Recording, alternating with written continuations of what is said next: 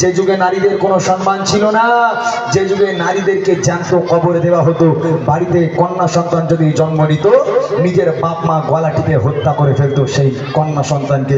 কারোর বাড়িতে কন্যা সন্তান জন্ম নিতে পারবে না, এরকম আইন ছিল।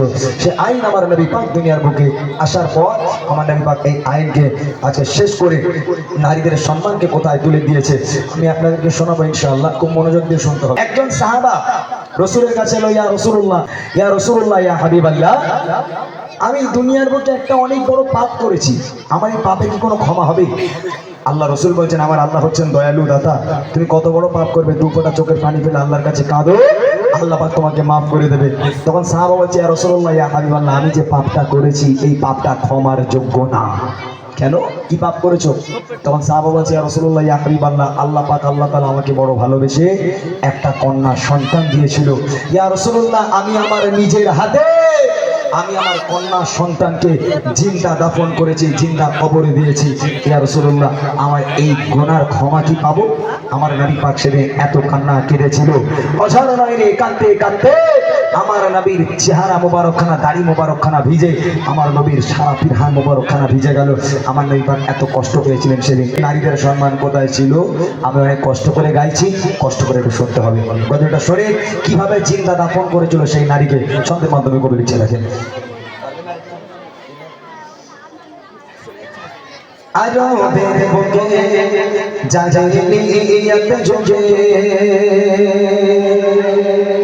আরবের বুকে জাহিলিয়ত যুগে, আরবের বুকে জাহিলিয়ত যুগে সুখ শান্তি নারী সম্মান বলে কিছুই ছিল না।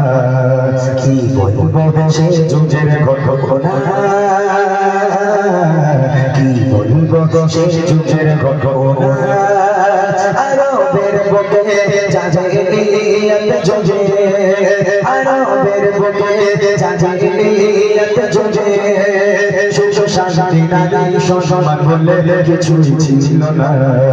কি বলবো সে যুগের ঘটনা, কি বলবো সে যুগের ঘটনা। এক মানব প্রিয় নবীকে শোষা বুদ্ধি আছে নবী আমি গুনাহ। এক মানব প্রিয় নবীকে শোষা বুদ্ধি আছে নবী আমি গুনাহ। কি হবে আমার উপায় বলেন নবী আমায়, কি হবে আমার উপায় বলেন নবী আমায়। পাবো কি ক্ষমা আমি নাকি ভুলের ক্ষমা নাই? খোদা দিল আমায় বড় শ্মশান দুনিয়ায়, খোদা দিল আমায় বড় শ্মশান দুনিয়ায়। যে ভাই করে দিলাম তারে তুই যন্ত্রণা। কি বলবো সে যুগের ঘটনা, কি বলবো সে যুগের ঘটনা। আরবের বুকে জাহিলিয়ত যুগে, আরবের বুকে জাহিলিয়ত যুগে সুখ শান্তি নারী সম্মান বলে কিছু ছিল না। কি বলবো সে যুগের ঘটনা,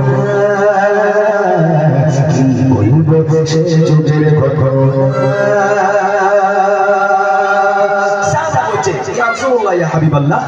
আমি 4 বছরের জন্য বিদেশে যাব, আমি বিদেশে কাজে যাব। তখনকার মানুষ বাণিজ্যে যেত, বিদেশে যেত। 4 বছরের জন্য বিদেশে যাব। এমন অবস্থায় দেখলাম আমার স্ত্রী প্রেগনেন্ট, আমার স্ত্রী গর্ভবতী। সেই সময় আমি আমার স্ত্রীকে বলে গেলাম, হে আমার প্রাণপ্রিয় স্ত্রী, আমি 4 বছরের জন্য বাইরে যাচ্ছি। আমি চলে যাওয়ার পর যদি আমার ঘরে পুত্র সন্তান জন্ম নেয় তাহলে সুখবরটা আমাকে দিও, আর যদি কন্যা সন্তান জন্ম নেয় খবর দেওয়ার দরকার নেই, আতুর ঘরের মধ্যেই তাকে যেন গলা টিপে হত্যা করা হয়। আমি যেন বাড়িতে এসে দেখি যে আমার বাড়িতে কোনো কন্যা সন্তান নেই। এই বলে স্বামী 4 বছরের জন্য চলে গেল। কিছুদিন হলো, যেতে না যেতে আল্লাহর কি খেলা, ওই মা একটা সন্তান জন্ম দিল, কন্যা সন্তান। যে সন্তানটা ভূমিষ্ঠ হলো ওই মা দেখছে ফুলের মতো পরীর মতো একটা ফুলটুসি একটা টুকটুকে ফুটফুটে বাচ্চা, আহারে সেই মায়ের কোলে খেলা করে। সেই মা অন্তর থেকে ভাবে, আল্লাহ এত সুন্দর একটা বাচ্চাকে আমি কেমন করে মা হয়ে আমি আমার বাচ্চাকে গলা টিপে মারবো। সেই মা অঝর নয়নে কাঁদে আর আল্লাহর কাছে দোয়া করে। এমন অবস্থায় ওই মা একটা বুদ্ধি খাটালো। কি বুদ্ধি জানেন? তিনি মনে মনে করছে যে আমার স্বামী 4 বছরের জন্য কাজে গেছে, এখন 4 বছর বাড়ি আস্তে আস্তে মানে এখন অনেক দিন, তার আগে আমার বাচ্চা বড় হয়ে যাবে, আমার বাচ্চা বাপ মা বলতে শিখে যাবে।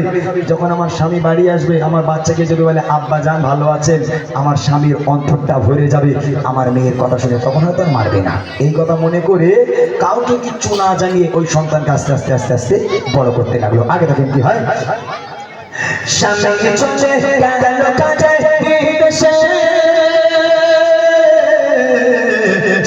নিল এক সন্তান বেশে, মা ভাবে ও গো মা ভাবে বাড়িতে তার বিটানা,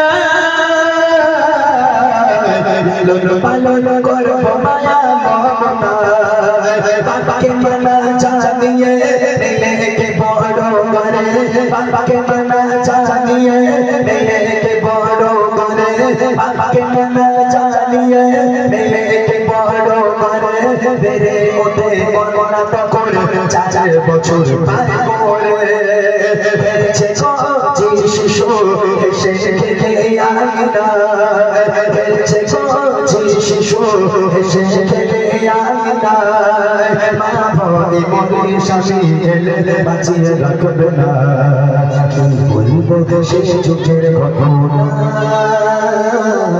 কি বলবো শেষ যুগের ঘটনা।